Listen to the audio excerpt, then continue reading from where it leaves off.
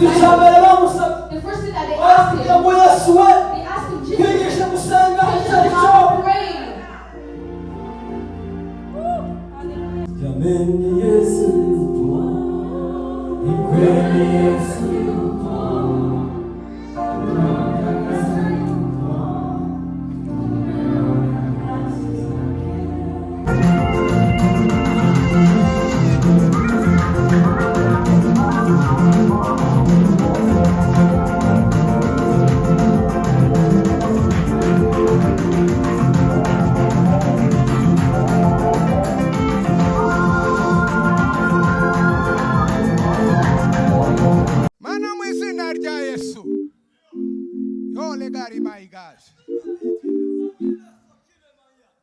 Is there. Prove a muy easy guy, gosh. Yo!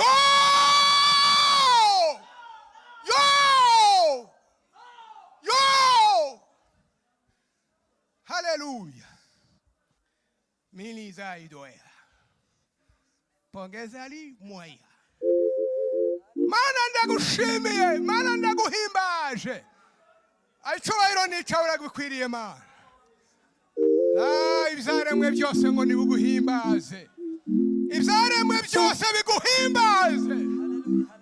Uru rubyiruko ruguhimbaze. Abana b'abahungu n'abakobwa baguhimbaze. Ayi bashe imbere yawe mana turakuragije. Intambwe zabo bagirire neza mana. Uri mana itazihinduka uko bavuze kera n'uyu munsi ni kuri. Icyubahiro uragikwiriye mana. Ubagiriye neza. Umuriro w'Imana. Umuriro w'Imana, umuriro w'Imana. Ineza yawe mana. Ineza yawe mana. Ijambo ryawe ribagirire neza. Ijambo ryawe ribaba. Turamuri iki gihe cy'ubuhenebere bw'ijambo ryawe. Turasaba imbaraga z'umwuka we.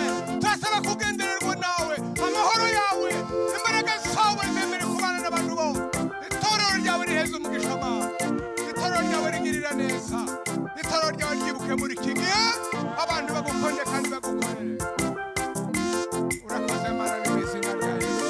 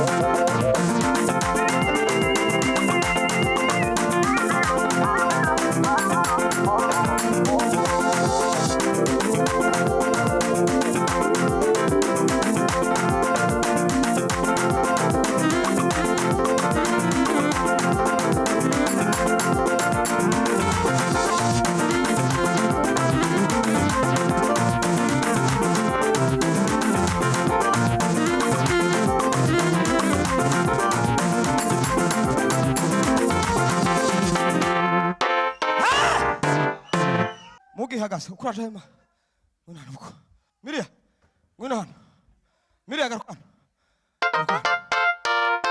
wamugara ntuzine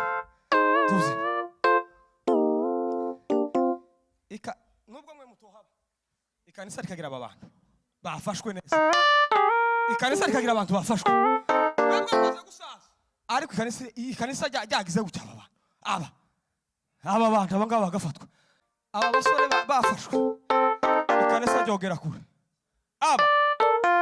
abangaba imbaraga z'Imana zikaba nk'izimanuka gutya aho uko impamvu abantu bakomeye cyane ntibakira imbaraga bakiri bato ko baraza bagerageza iri tugiye kubasengera rero tukaba ari ahangaha tugiye kubwira Imana ngo Mana barinde ibihaye bibahika baza baje hariya bakamaje kuri telefone tumubona bakamaje kuri telefone bakamabagira gutya bamaze bakiruka hano bakiruka kandi bari hano tubwira Imana ngo Mana barinde ibibahika bakira imbaraga bataramira Imana nyiribi eno ugira gutya gusaba ukene ubwiriza akantu kagana ko gusa bakira imbaraga z'Imana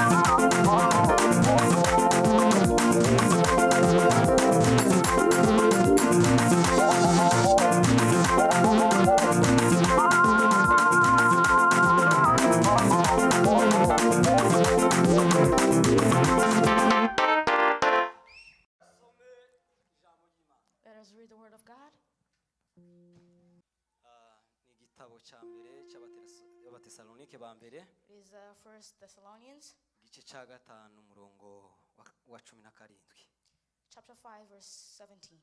ndasaba umuntu ufite Bibiliya yera I'm going to ask somebody with a Holy Bible kandi mu rubyiruko and a youth aze kwitegura ngo dusomere Bibiliya yera ni urwandiko rwa mbere rw'Abatesalonike. I'm going to read in the Holy Bible first igice ni cya gatanu umurongo wa 17 chapter 5 verse 17. hanyuma n'ufite ijambo ry'Imana aze gusoma Whoever has the word of other Bibiliya version, ntagatifu hari ijambo ry'Imana ntagatifu baze kubisomamo abantu bitegure ko ari batatu. those two different Bibles, they're going to read in every version. jewe ndabanza nsome mu Giswahili. I'll first read in Swahili. igice cya gatanu umurongo wa 17 haravuga ngo It says, ombeni bila kukoma. never stop praying. umuntu ufite Bibiliya yera nadusomere. Whoever has the Holy Soma Bible. Fideli. musenge ubudasiba. Musenge ubudasiba. Soma Bibiliya ntagatifu. Nimba hari umuntu ufite ijambo ry'Imana yadusomera. Whoever has the other version.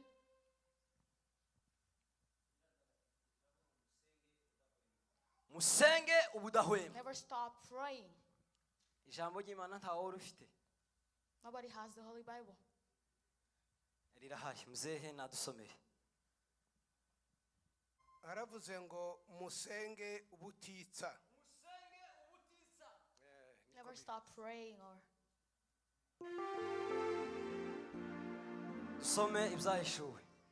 as again reading the Revelations. Bibiliya yera gusa Just the Holy Bible. niho tuza gusoma. That's what we're going to read. Ibyahishuriwe Yohana ni igice cya 3 In Revelations chapter 3, umurongo wa 2. verse 2. Ndakubwira aho ugarukira. I'm going to tell you where you're going to stop. Saba rero umuntu witeguye nadusomere. Whoever is ready.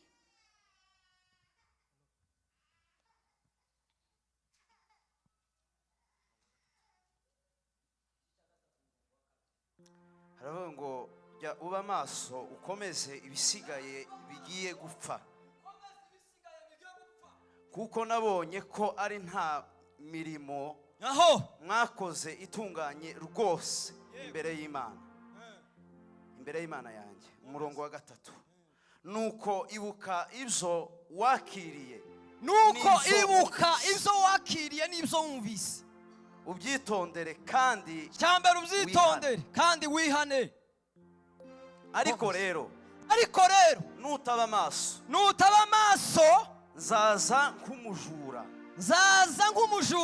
nawe tuzamenya igihe nzagutungurira. Tuzamenya igihe nzagutunguriramo. Amen. Nushaka kurikira.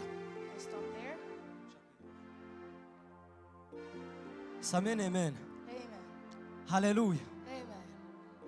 Dushimye Imana kuba yatwemerera tugaterana. Imana ihabwe Thank icubahiro. God for allowing us to be here today. Kindi ndashima Imana cyane kuba yatuboneye umwanya. Uyu munsi havutse ikirere kibi, For the opportunity today, there was a bad weather. It was raining. ariko Imana yatubashishije abangana gutyo twabashe kugira hano. But God enabled us to be here, all of us. Imana ishimwe kuba yaturongoye. Be praised for that. Hanyuma ikindi dushimiye Imana ku mirimo myinshi aho igenda ikora Another thing, we thank God for the good work that is being hano mu done itorero. here in the church. Ni byinshi cyane ntabwo twabivuga tubirangize, It's a lot of things we cannot finish it. kandi ni imirimo Imana ihayikora turimo gusengera Imana ikabikora. It is the work of God that we are praying for, and God is doing Turashima it. cyane kuba ihayisubiza gusenga kwacu. We thank God that He's fulfilling His promises or hearing our Ikindi prayers. ndashima cyane kuba mpagaze hano imbere y'ubwoko bw'Imana ngiye kuganira ijambo And ryayo. also I thank God that I'm standing here on the altar about to preach the word of God. Amen, amen. Praise the Lord. Amen, amen. Praise the Lord. Ndashima ko mpagaze imbere y'ubwoko bw'Imana ndi kunganira ijambo ryayo. I thank God that I'm standing before His nation saying His word. Imana yo mu ijuru ihabwe And icubahiro. God be praised. Ikindi ndashimira abashumba Another thing, I thank the pastors bumvise ko ari ngombwa ko bagomba kuduheza uyu mwanya ngo duhagarare hano. who saw that it was necessary for them to give us time to stand here. Bashumba beza turabashimiye. Thank you, our pastors. Imana ibahe May umugisha. God bless you. Shimiye bene data urubyiruko bagenzi banje. I thank my brothers and sisters, the Mpereye ku youth, muyobozi mukuru starting from our leader, Mr. David. David. Turagushimiye. We thank you. Kandi tunashima n'Imana ku mirimo myiza gukoreye. And also we thank God for giving him to us. Imana ishimwe. Amen. N'umuyobozi mwiza. He's a good leader. Ndashima cyane kuba yarabyumvise ko ari ngombwa akabiduhangura kugira ngo duhagarare imbere y'ubwoko bw'Imana nawe tuganire. I'm thankful that he allowed us to stand Imana iguha here. umugisha. May God bless you. Ndetse na vice we Pacifique, Imana iguha And umugisha also the huri. Vice President, Imana Pacific. ikugirire neza. May God bless you. Ikindi ndashimira cyane urubyiruko rwatekereje kugira ngo rutegure uyu mwanya, ariko cyane cyane abashumba bakaba baremeye buno busabe bwacu na kino gitekerezo cyiza. I thank the whole youth as a whole that we are allowed to be here, and also Twongeye the kandi pastors kubivuga for the ubugira opportunity. kabiri ngo Imana ibahe umugisha. We thank you again. Mwagize Again. neza. You have done well. Dufite iminota mike hano imbere, We have very few minutes here at the front, the altar. tugiye kubabwira ijambo mwumvise. We are going to tell you a word that you've heard before. Nta gisha tugiye kuvuga. There's nothing new that we're going to say. Tugiye kuvuga amagambo tutahawe n'imiryango yacu. We're going to say words that we were not told by our families. titwayahawe n'ababyeyi batuzaye, We are not given the words by our parents that ntabwo twayahawe we were not given n'amashuri twize n'ubundi nayo twize ni make. by the schools that we attended. Even the schools that we attended are not enough. tugiye kuvuga amagambo y'Imana avuye mu ijuru, We are going to talk about the words of God coming straight from heaven. ayavuzwe n'Imana yaremye ijuru n'isi. Those who were the words were said by God who created the earth. Imana idashobora kubesha The God that cannot lie. kandi Imana itazivuguruzwa. And God that always fulfill his promises. Nobody Niyo knows magambo about tugiye those words. kuganira. Those are the words that we're about to talk about. Sayacu They're not our words. n'ay'Imana. They're of God. Haleluya. Amen. Haleluya. Amen. Ntabwo ari ayacu kandi ntabwo tuyavuga nk'abayarangije We are not going to talk about the words cyangwa as se if we twayashoboye. as if we are finishing the work. Turacyari mu rugendo rwo kugwana We are still in the journey of fighting. kandi ko turarangiza urugendo ruri hafi tugiye kugerayo. And also we are looking at the end. Our eyes are looking at the end. Semene amen. Amen. Uyu ugiye rero ugiye kubaganiriza I'm going to talk about, ntabwo yatsinze, simfite certificate yo gutsinda pe, I don't have a mission to succeed. ndacyafite isafari yo kugwana. I still have a journey to fight. Ibintu ni bibiri, Two things. ninyihangana If I am patient enough, nzahabwa ikamba I ritangirira, shall be given the crown kandi that we were ninsikira promised. But also if I don't, nuko. that's it. Twaganira amagambo meza niyo tuvuye gusoma, niyo tugiye kuganira. We're about to talk about the words that we just Ijambo read. tugiye kuganira tuvuga ngo dusenge ubusiba, We're going to talk about praying without stopping.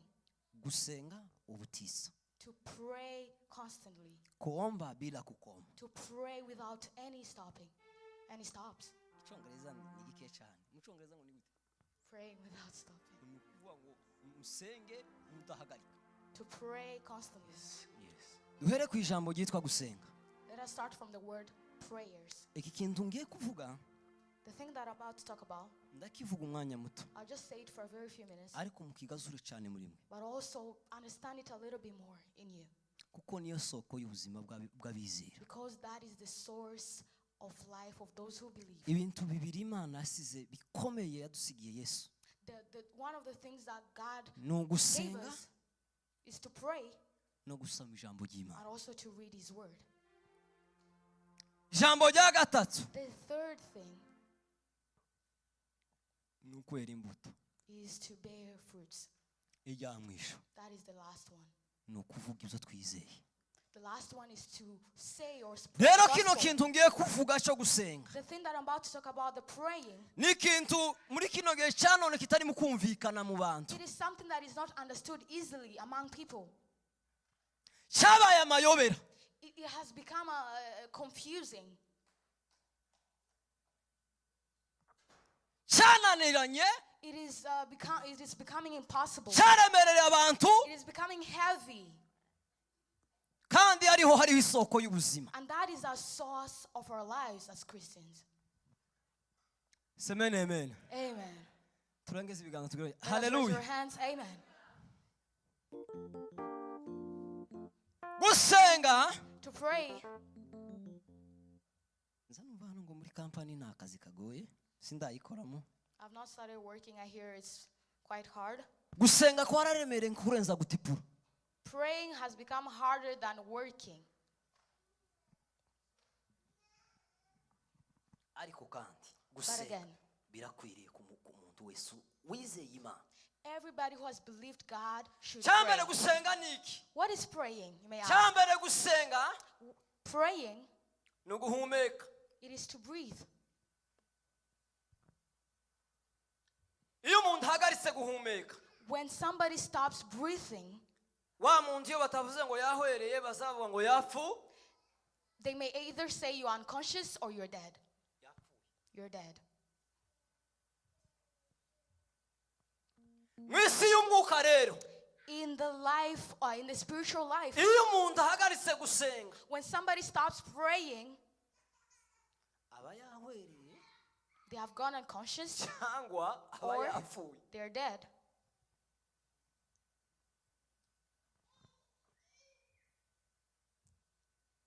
Semene amen. Praise the Lord. Semene amen. Amen. umuntu ahagaritse gusenga ari umukristo wizeye Imana, When somebody stops praying and you're calling yourself a Christian Wa who believes muntu- God, that person aba afite ikibazo. has a problem.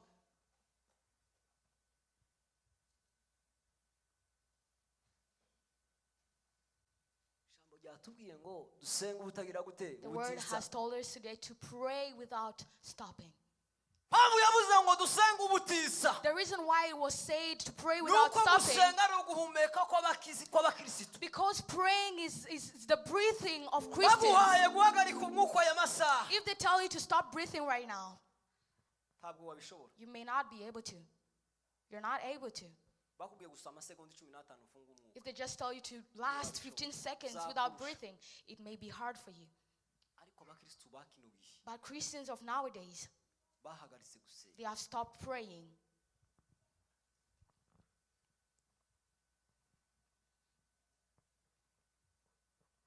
Amen, amen. Praise the Lord.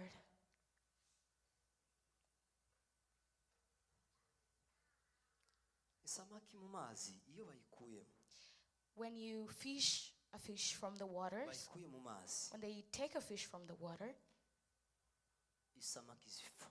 it dies. Iyo umuntu avuye mu masengesho, When somebody stops praying, azapfa mu isi y'umwuka. they die in the spiritual life. Kandi simbabwira But I'm not telling you ngo gusenga ni ugusenga amasaha maremare. I'm not telling you to pray for a long time. Oya, No. hari umunyabwenge wanditse aravuga ngo ntabwo ashobora kumara isaha ariko asenga. There's a wise person who wrote and said they Bari cannot ku last an isaha hour ntiyoshira without adasenze. praying. But an hour cannot last without him praying even for a minute. Ntabwo ashobora kurangiza isaha ariko asenga. They cannot last an hour praying. Ariko nda saha yorangira adasenze. But again, there's no hour that can pass Uyu without muntu them yari praying. yarasobanukiwe That person had understood gusenga well icyo ari cyo. what praying is. Wakwibaza ngo se usenga ninde? You may ask yourself, who prays? Ninde ukwiriye gusenga? Who's worthy of praying, or who should pray? Wese wakiriye umwami Yesu nk'umukiza we. Is everybody who has accepted Jesus Christ as his Savior? Niwe uzi usenga. That's the person who prays.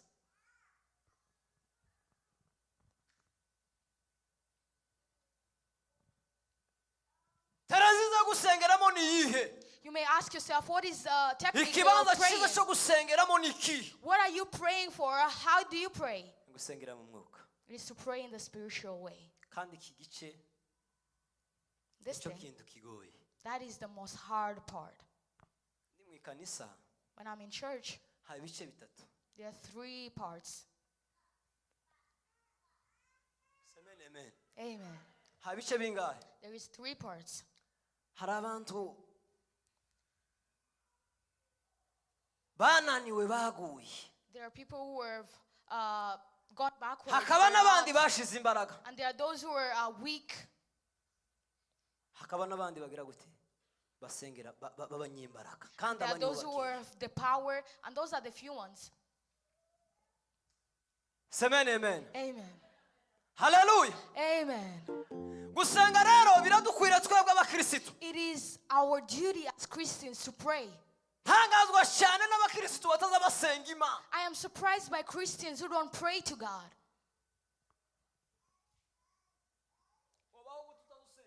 How can you live without praying?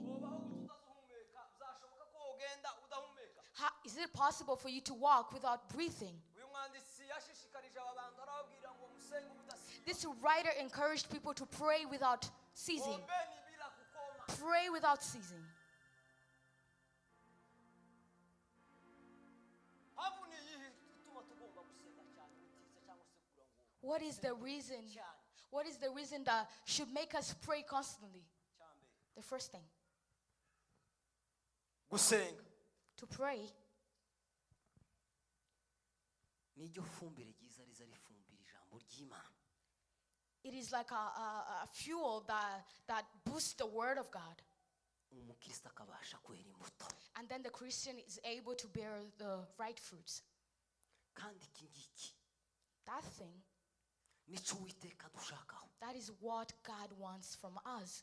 yaravuze ngo kidukwiriye twebwe ngo He said- nuko twera imbuto He said we should bear kandi aravuga ngo fruits. ntitwere imbuto nkeya ngo twere imbuto nyinshi. He said not few fruits, but a lot of Ikintu them. rero Something, kiza gifasha rero kugira ngo umukristo yere imbuto something that makes us to bear the right fruits. ni ugusenga. It is to pray. Ijambo n'imbuto The word of fruits, or isi bear ibibwa mu fruits, muntu, it is in a person.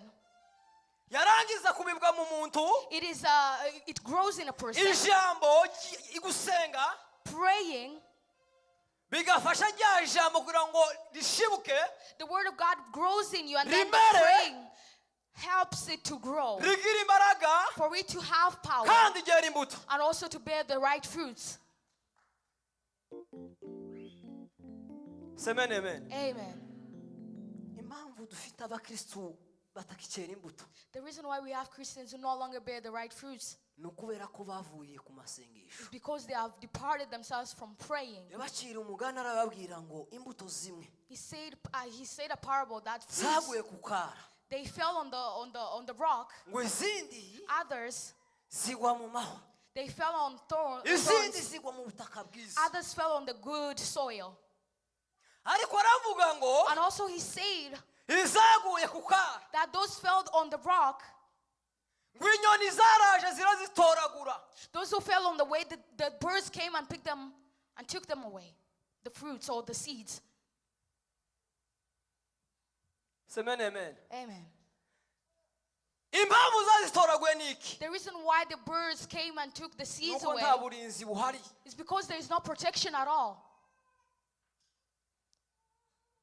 Ibintu bibiri bitazabisigana. Two things that always go hand in hand. No gusenga no gusoma ijambo ry'Imana. It is to pray and also to read the word of God. Iyo usoma udasenga ijambo ry'Imana, If you pray without reading the word of God, uzuba igikuri. you just become little. You don't grow. Iyo usenga udasoma ijambo ry'Imana, If you pray without reading His word, uzunanuka, you just backslide. ukamungwa, You just backslide. You remain ugashira little. imbaraga. You don't have any power.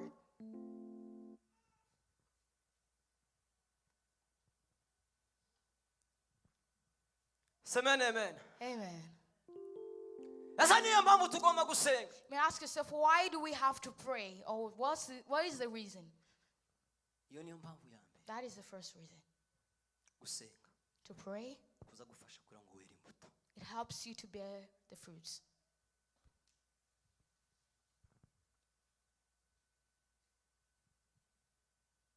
Abantu rero benshi A lot of people, bavuye mu masengesho. they departed away from praying. They don't Niyo pray no more. mpamvu amaso yabo atari mu kureba kure, That is why we don't have eyes that akareba ibintu see. bito cyane. They just look, they're short, they look at the short distance. Umukristo akibwira ko gusirimba aricyo kintu gikwiriye, May think dancing that's the right thing to akibwira ko do. kuririmba indirimbo nyinshi They may think sing a lot of ariko songs, gukwiriye. that is the right thing to do. Ariko reka mbabwire icyo ni gito cyane, But let me just tell you, that is a small thing. igikwiriye cyane The most rewarding thing, ni uko twera imbuto. it is to bear the fruit.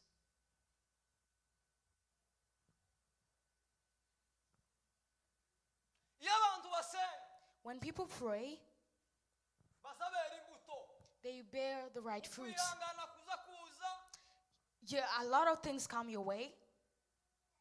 urukundo rukaza, Love comes your way. ibyishimo bikaza, Peace comes your way, or happiness. umunezero ukaza. Happiness or joy comes your way. Iyo abantu badasenga When you don't pray, nta munezero baza bagira, there is no joy that you can have in your life. bahora bashariranye gusa. They are just bitter all the time. Semene amen. Amen. Duheze Imana Let us icyubahiro. give God the praise. Duheze Imana Let us icyubahiro. again give God the praise. Raise your hands. Impamvu kubabarira kwananiranye amatorero, The reason why we don't forgive each other in the church, we keep grudges. kubabarira kukaba umusozi, It's very hard for us to ni forgive ukubera each ko other. abantu batagisenga. It's because we don't pray. Yes, bazasoma ijambo ry'Imana, Yes, they read the word of ariko God, ijambo ry'Imana ntirifite imbaraga muri bo. but the word of God doesn't have Kubera power in kuko them badasenga. because they don't pray. Ikintu kiza gifasha umukristo wese anything, something that helps every Christian to bear the fruits, ni ugupfukama. it is to kneel down and pray. Nimba mudasenga If you don't pray, ntabwo muzobasha kwera imbuto. you cannot bear the fruits. Ijambo rya kabiri, The second thing, impamvu tugomba gusenga the reason why we should pray constantly nuko turi mu isi y'intambara. is because we're in a world full of wars. Haleluya. Amen. Uwadupfiriye Yesu wavuye mu ijuru ku Mana. Jesus Christ, who came from heaven and came to our Ijambo earth, ry'Imana ritubwira kuko yahoranye ubumana bwose mu ijuru. the Bible said that he removed all his beauty, Kandi all his aravuga ngo goodness. yabayeho isi itarabaho. He said that he was born even before that Aravuga he ngo nta na was kimwe there. kitaremwe nawe. There's nothing that was not created Ibiriho by him. n'ibizabaho byose byaremwe nawe. Everything that shall be and shall be in Amaze the future. kugaragarira hano mu isi yambaye When umubiri, he came on earth as a atangira person, umurimo wamuzanye. he started his mission that brought Yatangiye him. n'ijambo ryitwa kugira gute? He started with a word that said to pray. Semene amen. Amen. Yarazi kuko neza ko ageze mu isi yo kugwana. He knew that he has arrived in a world of fighting, full of wars. Yari afite ubumana bwose. He had all the goodness, all the beauty, heavenly beauty. Ariko kubera kuko yambaye But umubiri, because he had dressed himself in our normal kandi flesh, Satani aricyo gikoresha aza and guhanyisha, that is the weapon that the devil aravuga ngo uses, ngomba gusenga. he said, I have to pray. Aje gusenga, And he went to pray. yinjira mu masengesho y'iminsi 40. He went in 40 days of prayers. Amasengesho, amase.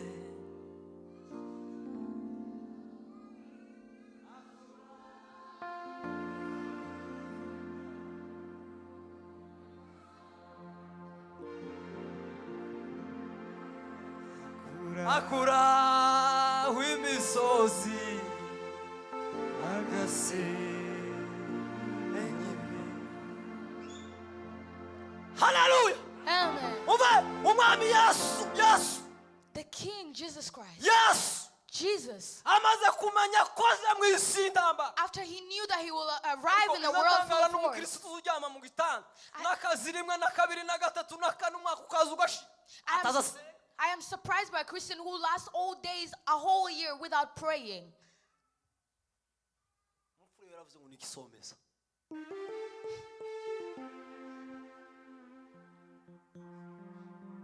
It's astonishing or surprising. Niba umwami Yesu yarasenze, If Jesus Christ wowe prayed, ugomba gusenga bingana gutya. what about you? Umunsi How much yamagaye should you pray? abigishwa biwe, The day that he called upon his ikintu cya disciples, mbere bamusabye, the first thing that they asked baramubwiye him, ngo Yesu we, they asked him, Jesus, kwigisha gusenga teach icyo ari us cyo. how to pray. Mpamvu muza mubona abakomeye. You just see all the powerful people. Ijambo narayisomye zari saa 10 za mu gitondo. There's a word that I read in 4 a.m. in the morning. Ntibari bakwiriye kuyibamo. He said the world wasn't supposed to be here.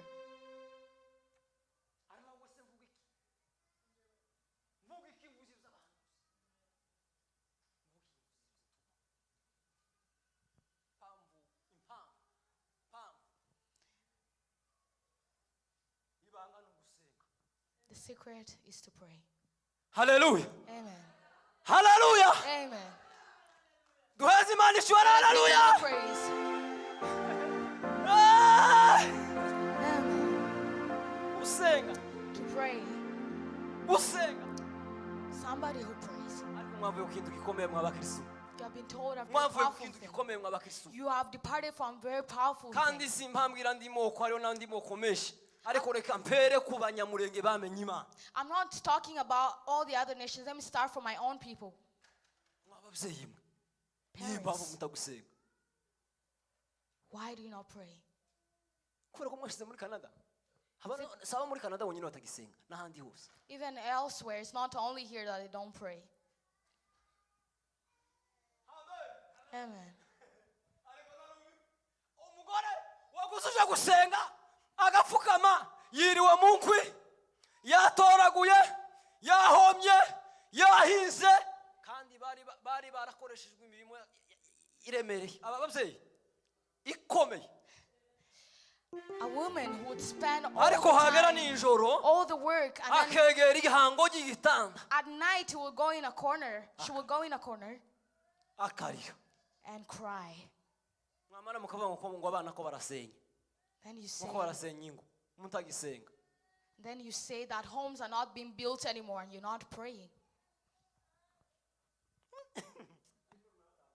Amen. Amen. Ni gute satani aza kwinjirana? Pastor, akamako akamutunzi gushura mutunzi wawe. Akamumukwaka gutya akamujana. Akamumwitiza, akamujana mukabara kicara. How can the devil invade you and take what you already have?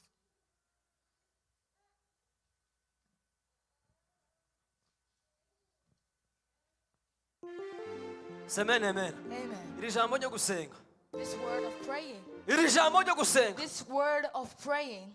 Nibanga rihishwa abantu benshi. It is a secret that many people Umwami don't know. Yesu arangije kugara muri isi ntambara.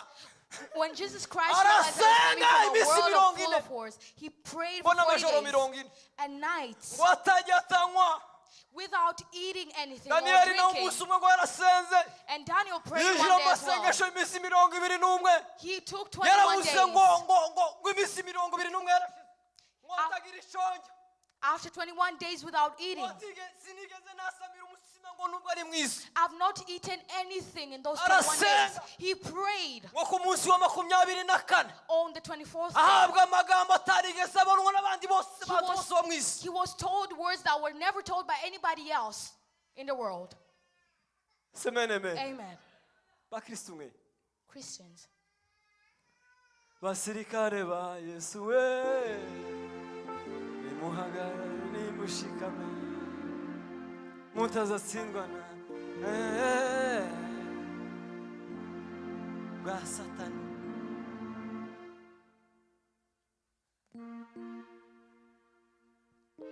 Isi ntabwo ari igitanda Imana twubakira ngo tukijyameho.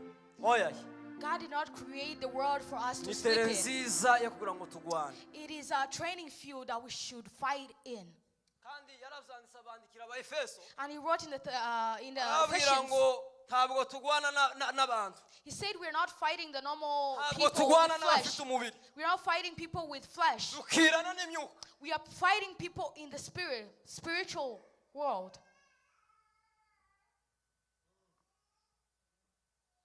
Arababwira ngo nuko mwambara intwaro zose zima. He said, dress yourself in the full weapons Kugira ngo armor of God, mudatsinzwe n'uburiganya bwa so Satani. that you may not be deceived by the devil. Ndangiza. As I end, Uyu munsi nasomye ijambo basomye. today I read the word that they read. Yesu arangiza urugendo rwe muri iyi si. When Jesus was finishing his journey here on Yarasenga. earth, he prayed. Yari mu gashambo k'Igesitemu. He was in the Garden of Gethsemane. Abwira abigishwa arabwira ngo musenge mutaja mu mosha. He told his disciples to pray as well. Impamvu tugomba gusenga ya kabiri. The second Ni reason that ukubera let us kuko pray turi mu isi y'intambara. is because we're in a world full of wars. Kandi uwo tugwana nawe And who we are fighting, ntabwo azatera husha. it is not, he cannot Abatera mu defeat it. ciciro. He shoots. Wibuke Mariya na Mari. Just remember Martha and Mary. Nibo bakiriye umwami Yesu. When they welcomed Jesus, Marita yahugiye. Martha was busy. Yahugiye mu mirimo y'Isaka. Martha was busy doing Ariko Mariya other ngo works. aje ku birenge aje kumva ijambo ry'iki. But Mary went Abantu benshi beside bambuwe Jesus. iby'agaciro. People have lost the importance. Basigarira Things. guhagarikira no gukora bino byose zo mu rusengero. They're just doing other things Ariko in the church. barambuwisha agaciro cyane cyo kwegera But they Imana. don't know the most Kandi important kuva thing. isi yaremwa As the word was being created from the uhereye muri beginning, mu ishyamba rya Edeni, starting from the Garden of ikintu cya Eden, mbere umuntu yatakaje ni ubusabane the bw'Imana. first thing that a human lost is the Iyo intimacy dusenga with tuba God. dusabana n'Imana. When we are praying, we are creating that Rero intimacy iyo with God. usenze uba ugaruye ubusabane bwawe n'Imana, You are creating a warangiza relationship with ukumva icyo God. Imana ishaka. And then you hear God's voice. Hari abantu benshi basenga kubera kuko bahuye n'intambara. There are people who just pray when they're facing problems, when they are battling things.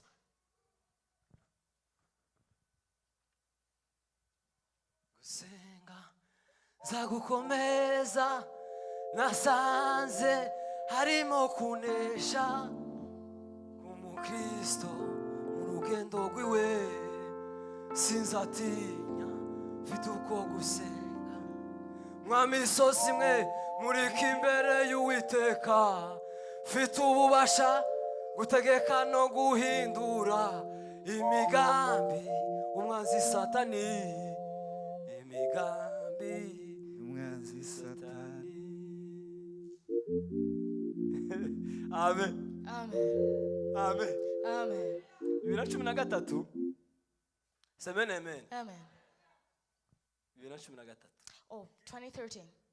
nico gihe ninjiye mu ishamba ngiye gusenga That is when I went to the ko forest to byari pray. byanteye isoni kura munsezere mu rugo nje gusenga It was embarrassing. I was ashamed to actually go to gusenga the mbwira forest. Imana ndayibwira ngo Mana I went and in presence of God and numvise told ijwi him ryawe that I've heard your voice, God, none ndaje and I've come. ntabwo nakuje kubera ibibazo I'm not coming to you because of kuje kubera problems. ko wampamagaye I've come because you have called me. uzampe ibihe byo gusabana nawe Just give me a good relationship and intimacy with you. God. amen amen Amen. ico gihe kuva uwo munsi Starting from that day, gusenga iyo nkugezeho when I'm zanira praying, ibintu byose zo mu isi I forget everything nkunda else. gusenga kurenza kurya I like praying more than eating. niyo ngeze mu isengesho gusa When I guca pray gusa nkinjira mu isengesho and I just start praying, haleluya amen. bakirisitu mwe bakirisitu Christians, mwe Christians, zagenze gute ko mutagisenga what happened? Why are you not praying no more? ko mutagisenga Why are you not praying no more?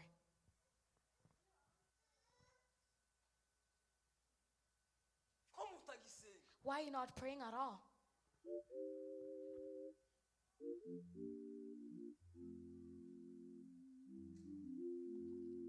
uko imodoka itokwikura hano ngo yishyize haratawe The way a car cannot drive itself ugeze mu ijuru uri wenyine to town is the same way you cannot enable yourself. go imodoka to yawe heaven, umunsi take izikura yourself. ikikura hano kuri no rusengero igafata gahunda yonyine ikagenda igashika haratawuni The day that your car drives itself and goes all the way to the town, uwo munsi uzomenye kuko wewe uzogera mu ijuru udasenze then that day you should know that you are going to Ariko heaven ibyo bintu without praying. ntibishoboka. But that is impossible. umwerekeza ni yesu Jesus is the way. semene amen Amen. amen Amen. amen Amen. cyamwisho iyo dusenga tugira amaso The last thing, kureba kure when we pray, we are given eyes to look farther. We see things that normal people don't see. azabona ibyo abandi batabona You see things that normal people don't kandi iri see. jambo reka ndibwira urubyiruko Let me tell this word to the youth. bagenzi banje My brothers and sisters, eli munyingi haitoshi bila Yesu watoto wengi hawatoshi bila Yesu na utajiri bila Yesu.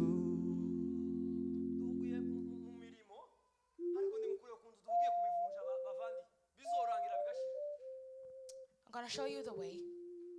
kandi ukunda urubyiruko rusinzira I'm gonna, niyo mpamvu muza muntu urubyiruko rwacu tutagenda ngo tugere aho twakagombye kugera that is why we're not reaching the step that we want to be in, is that we're sleeping. The youth.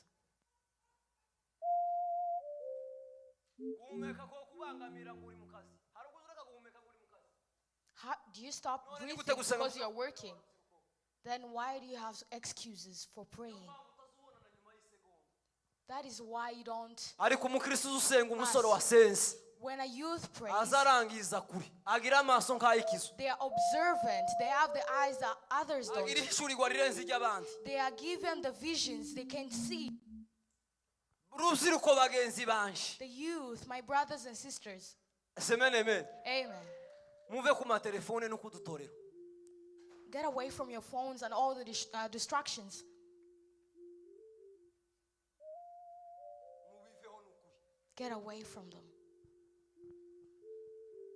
mubiveho n'ukuri Get away from them. musenge imana mutisengesha Pray to God. amen Amen. amen Amen. amen Amen. musenga mutisengesha Pray to God. musenge mutisengesha abavandi Pray to God. ijambo ry'imana yafashe May the word of God be with you. Amen.